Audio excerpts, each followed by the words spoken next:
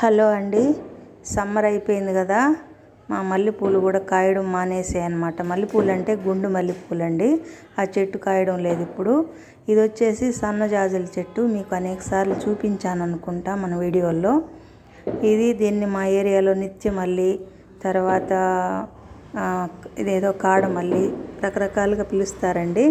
నేనైతే సన్నజాజులు అంటాను. చాలా బాగుంటాయి, పొడవుగా కాడలు కట్టడానికి కూడా. ఈరోజు కాస్త ఎక్కువ పూలు వచ్చాయన్నమాట. ఒక 2 days నుంచి ఎక్కువ పూలు వస్తున్నాయి. చిన్న చెట్టే అయినా కానీ కాస్త ఎక్కువ పూలు వచ్చాయన్నమాట.